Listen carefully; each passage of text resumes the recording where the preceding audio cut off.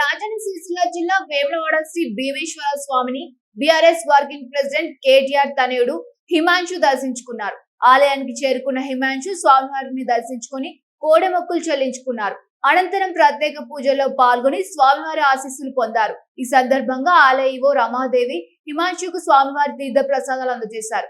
హిమాంశు ఆలయానికి వచ్చిన విషయం తెలుసుకున్న భక్తులు, అభిమానులు ఆయనతో ఫోటోలు దిగేందుకు ఎగబడ్డారు.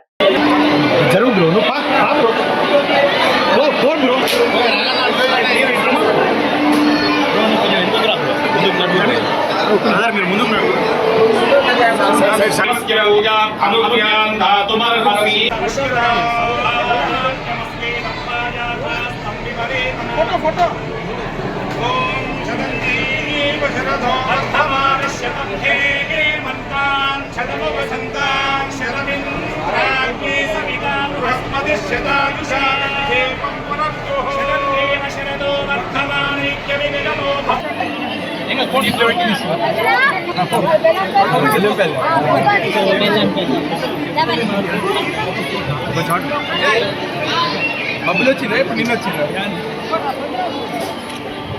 అమ్మాయి ఇడిదిరుగండి.